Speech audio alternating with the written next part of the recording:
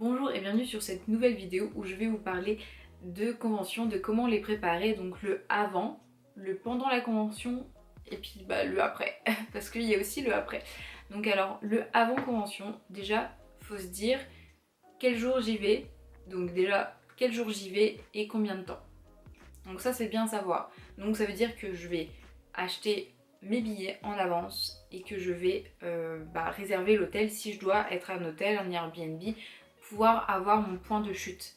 Parce que si c'est à côté de chez toi, il n'y a pas de souci, t'es tranquille, mais si tu vas à une convention un peu plus loin, par exemple celle de la Japan Expo, je vais reprendre beaucoup l'exemple de la Japan Expo parce que c'est une convention que je connais parce que j'y suis allée plusieurs fois.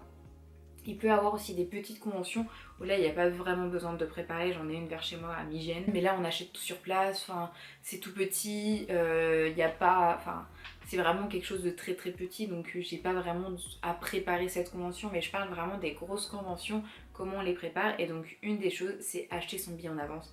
Et si on achète son billet en avance, l'imprimer et l'avoir sur téléphone. C'est bien d'avoir les deux, comme ça au moins vous êtes tranquille. Vous avez au moins votre sûreté. Ce qui est aussi bien, c'est de, si vous réservez un hôtel, un Airbnb, c'est d'appeler, de se dire bon bah je viens tel jour, est-ce que j'ai bien une réservation à mon nom? Parce que des fois les sites internet, voilà, ça peut poser souci. Donc essayez de faire ça en avance. Ensuite, l'avant-convention, il y a aussi de préparer qu'est-ce qu'on va faire. Ce que je veux dire, c'est pas le plan de la convention, mais par exemple, si vous savez que vous y allez par exemple qu'une journée, 2 jours, 3 jours, 4 jours, savoir quelle activité il y a sur place, parce que des fois il peut y avoir des concerts, des projections, des signatures de manga, des trucs comme ça. Et ça, c'est bien de savoir en avance pour pouvoir le mettre dans son planning si on en veut. Parce que des fois, on peut ne rien vouloir faire ou rien nous intéresse. Mais des fois, il y a une projection, une avant-première d'un film qui est pas mal. Un mangaka que vous aimez beaucoup se déplace sur place et vous voulez faire dédicacer un manga.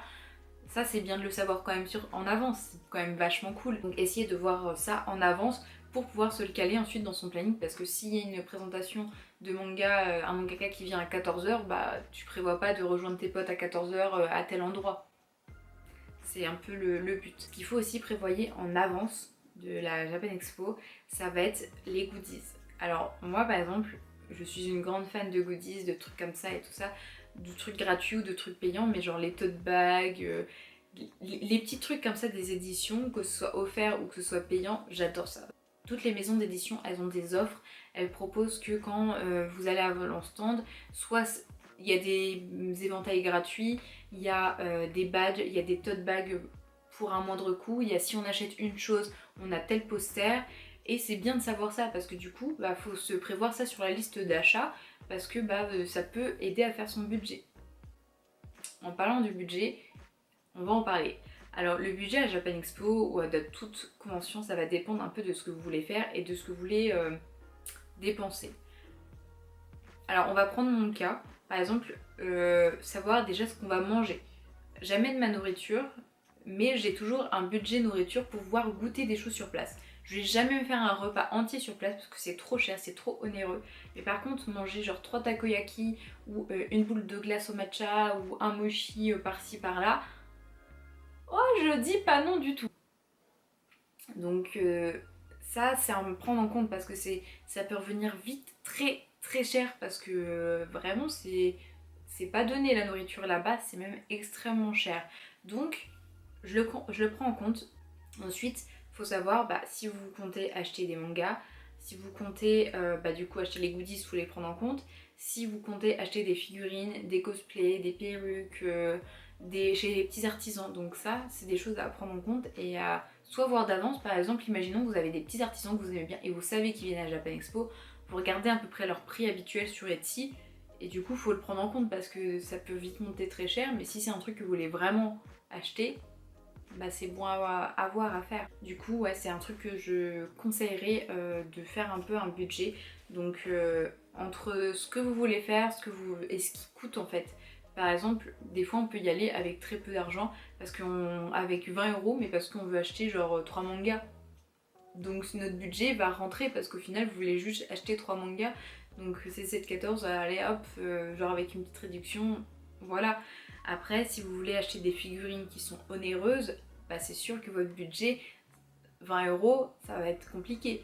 Après, si vous restez plusieurs jours aussi, il faut l'adapter sur plusieurs jours. Si vous voulez acheter beaucoup de choses, pas beaucoup de choses.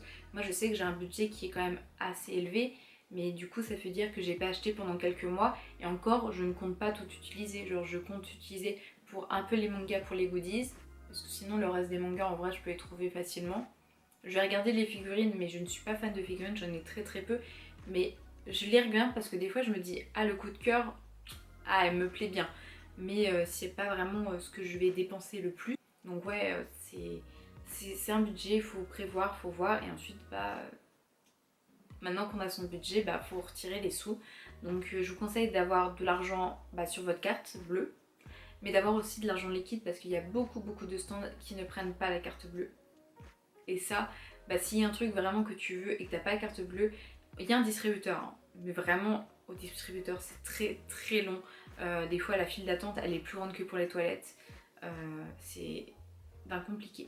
En parlant des toilettes, parce qu'on va quand même en parler, parce que c'est important de savoir que où sont les toilettes. Vous vous renseignez dès le début de la Japan ou de n'importe quelle convention, où sont les toilettes et prenez des produits d'hygiène. Genre, franchement, venez pas lourd, mais prévoyez genre un petit solution hydroalcoolique parce que des fois il n'y a plus de savon, des fois c'est un peu sale, donc au moins un paquet de mouchoirs parce que s'il n'y a plus de papier toilette pile quand vous y allez, c'est embêtant. Et ce que je vous dis, c'est de repérer aussi les toilettes pour une seule et bonne raison, c'est que pensez à prendre de l'eau déjà, de l'eau, genre pas besoin d'une grande bouteille parce qu'une grande bouteille ça va faire lourd et ça va peser son poids et des fois ça rentre pas dans le sac, etc. Une bouteille de 500 ml ça suffit. Par contre, faut pas avoir peur de boire un peu l'eau tiède, mais dans les toilettes, la plupart du temps, l'eau est buvable. Donc si l'eau est potable, donc des fois elle est quand même tiède et tu peux pas régler la température, tu peux pas prendre de l'eau froide, mais ça t'évite d'acheter des bouteilles d'eau à 4, 5, 6 euros. J'ai déjà vu des endroits qui vendaient les bouteilles d'eau à 6 euros et quand il fait tellement chaud, ta bouteille d'eau à 6 euros, tu vas l'acheter. Alors qu'au final, tu aurais juste une bouteille, bah c'était bon.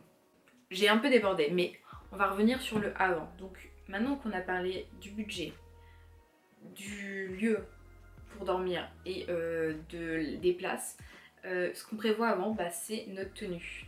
Notre tenue et notre sac. Donc je pense que quand j'irai à la Japan Expo, parce que j'y vais aller là prochainement, je vais montrer l'intérieur de mon sac et l'intérieur de ma valise. Je pense que ça peut être intéressant. Mais ouais, avant ça, donc déjà faut voir si vous y allez cosplayer ou si vous y allez pas cosplayer. Ça a quand même une importance parce que si vous y allez cosplayer, ça veut dire qu'il faut avoir soit y aller habillé sur place ou alors il faut s'habiller sur place. S'habiller sur place, sincèrement, il y en a plein qui le font mais c'est un peu galère parce que le temps de te maquiller tout ça, au final tu profites pas pendant longtemps et ça peut être compliqué, genre voilà, ça peut être compliqué mais ça se fait. Ça veut dire qu'il faut emmener son costume, emmener ses perruques, emmener son maquillage. Donc ça, faut pas l'oublier. Il faut faire une liste en fait de ce qu'on doit emmener sur place ou ce qu'on doit faire le matin. Si vous y allez cosplayer, je vous conseille de ramener de la poudre pour vous repoudrer parce que vous allez briller à la fin de la journée. Rouge à lèvres pareil. Genre emmener des lingettes de maquillante avec du rouge à lèvres. Comme ça, vous pouvez remettre à neuf un petit peu votre maquillage très facilement parce que ça va baver à un moment donné. À force de manger, à force de bouger, à force de parler, ça va baver. Et d'emmener, si vous avez un cosplay, un briquet et de la colle, les bâtons de colle. Ça peut être tout bête, mais par exemple, si ça se découd à un endroit, bah au moins vous pouvez genre vous chauffer, vous mettez votre colle, vous aplatissez et comme ça, ça va tenir la fin de la journée, au moins vous serez tranquille. Pareil pour la perruque, s'il y a un truc qui se barre, bah, vous mettez de la colle. C'est mieux que rien, ça peut vraiment dépanner à un moment donné. Et pareil, un petit miroir bah, pour se regarder de temps en temps parce que bah, voir si rien n'a bougé, si tout est en ordre, etc. Si vous avez un cosplay avec des chaussures hautes, emmenez une paire de baskets plates avec vous, on sait jamais. Moi, c'est vrai que je prends des chaussures qui sont confortables, mais je sais qu'il y a des cosplays où tu ne peux pas avoir des chaussures confortables.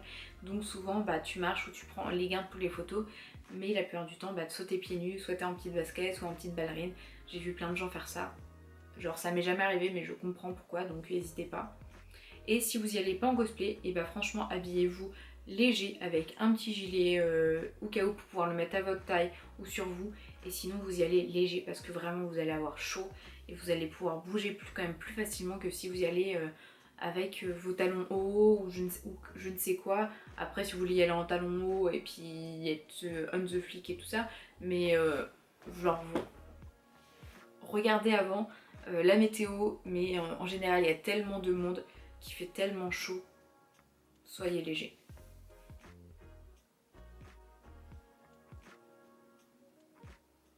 Donc ensuite on prépare du coup le reste, donc c'est la bouteille d'eau, les repas sur place, des mouchoirs, de la solution hydroalcoolique toujours, des masques on sait jamais parce que maintenant avec le Covid des fois je sais jamais, je pense pas qu'il y ait des zones où ils vont dire obligation de mettre le masque, mais des fois on sait jamais. Par exemple je sais que les mangaka sont très à cheval sur l'hygiène etc. Pour certains c'est quand même des japonais, si ils vous demandent de mettre le masque, vous mettez le masque, au moins vous serez tranquille. Je pense pas sincèrement qu'ils vont poser cette limite ou autre, mais prenez un masque, au moins ça fait toujours un peu de respect et c'est toujours bon. Ensuite maintenant que vous êtes sur place, vous arrivez. Donc déjà vous arrivez en avance de l'heure d'ouverture.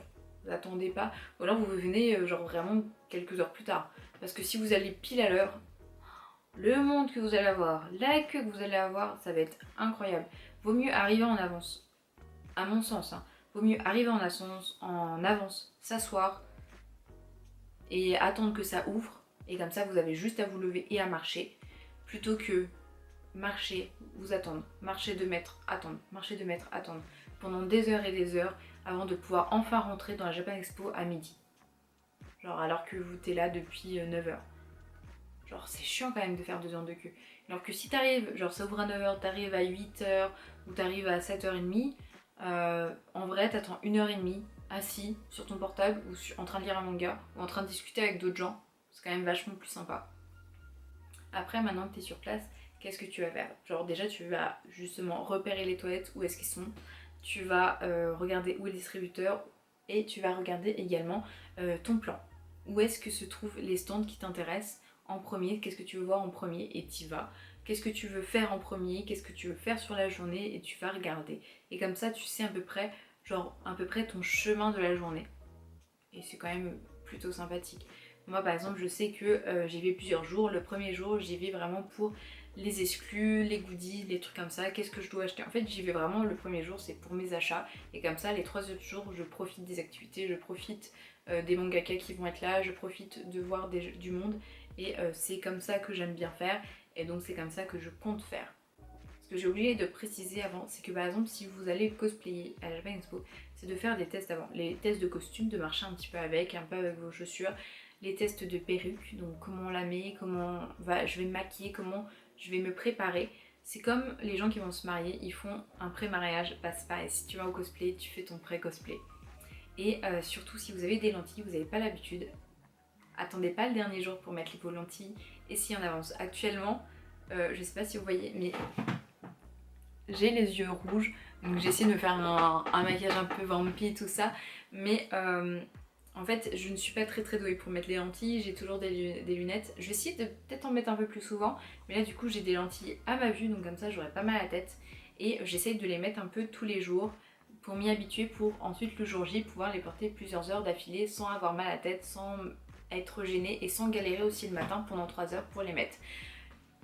C'est bête à dire, mais je pense que c'est quand même plutôt intéressant et plutôt important de faire ça pour être tranquille plus tard. Ensuite, quand vous y êtes, juste vous profitez, vous regardez où est la bouffe, vous repérez un peu les stands de bouffe, les stands de figurines, les stands des éditions, les goodies que vous pouvez avoir. Il y a des trucs que vous pouvez avoir gratuits, donc profitez-en, franchement, vous profitez, vous parlez, vous faites votre vie, vraiment vous vous éclatez, vous faites selon vos bon vouloir, en respectant les autres toujours, vraiment. La Japan Expo c'est pas, ou une convention c'est pas la jungle, donc poussez pas les gens, genre arnaquez pas les gens sur des trucs, genre en plus il y a des gens de tout âge, donc des personnes plus âgées, des petites jeunes qui vont avec leurs parents. Genre juste soyez cool dans le respect et profitez un max, et ça c'est genre trop bien. Et ensuite vous continuez comme ça pendant tout votre séjour ou toute votre journée, que sais-je, mais vous passez un bon moment. Et ensuite, il y a le post-Japan Expo. Le post-Japan Expo, c'est ou le post-convention. Je dis toujours Japan Expo parce que c'est vraiment genre une des seules que je vais parce que j'ai un planning un peu compliqué. Mais là, c'est donc je dis souvent ça, mais ça peut être toute convention, c'est que bah après avoir ce moment d'euphorie où t'as vu tous tes mangas préférés, il y en avait partout, des cosplays de ouf, des gens qui ont tous le sourire et tout ça, qui sont bonne ambiance, qui dansent et tout ça, genre vraiment tu vois plein de trucs cool, bah faut redescendre de tout ça. Et des fois on peut mal le vivre, donc en tout cas moi ça m'arrive de quand je sors d'une convention, c'est comme quand je sors d'un cinéma et que j'ai passé une super séance au cinéma, genre il y a le temps de redescendre ou pas, tu vas en parler. Donc n'hésitez pas à en parler autour de vous de ce que vous avez fait parce que c'est trop cool. Genre si vous avez pris des photos, c'est trop bien. En parlant de photos, n'hésitez pas à prendre genre votre batterie externe sur place. C'est super bien. Genre aparté, prenez votre batterie externe sur place. Cette vidéo, sincèrement cette vidéo je l'ai écrite, mais genre en fait ça, genre même en l'écrivant je retrouve des trucs que j'avais oublié de vous dire. Du coup voilà, désolée si des fois c'est un peu brouillon, c'est que je l'ai écrite mais il y a plein de trucs qui reviennent en tête. Et donc voilà. Ensuite oubliez pas quand vous avez comment dire, bah vous montrez vos photos, montrez vos moments, montrez ce que vous avez acheté, vous êtes trop content, profitez, genre avant de redescendre, genre parlez-en de tout ce que vous avez fait, de ce que vous avez parlé autour de vous, ou même toute seule, vous faites une petite vidéo de vous-même, et je pense que vraiment ça fait du bien parce que tu te dis, c'est le moment où ça te fait ta petite conclusion, c'est j'ai fini mais c'était trop cool. Ou même genre juste tu regardes un peu tout ce que t'as fait, tu regardes toutes tes photos, tu regardes tout ce que t'as acheté, genre ça va être nostalgique de vraiment, des fois juste quelques heures plus tard, mais et là, comme ça te fait une conclusion de bon, bah maintenant c'est fini et on revient à la vie normale. Genre, c'est gros dit comme ça, mais c'est un peu la façon que j'ai de voir les choses, c'est que bah j'ai passé un tel bon moment. C'est comme quand tu reviens de vacances, bah tout de suite après tes vacances, tu vas regarder tes photos. En fait, ça te permet de faire une conclusion. Et bah c'est pareil. Du coup, maintenant que t'as conclu, bah faut juste revenir à la vie de tous les jours et te préparer à la prochaine convention que tu vas faire et genre profiter de tout ce que t'as acheté parce que t'as acheté des goodies donc faut les mettre en place. T'as acheté des mangas, faut les lire. T'as acheté des trucs de petits créateurs donc tu vas pouvoir la taguer sur Instagram, tu vas pouvoir la poser chez toi et j'aurais tellement fière d'avoir cette petite chose qui a été fait main et que tu trouves juste trop mignonne. Et donc c'est ces trucs là en fait faut en profiter et c'est cool. Donc pour conclure, juste profiter de la Japan Expo, genre préparer un petit peu en avant, préparer l'après.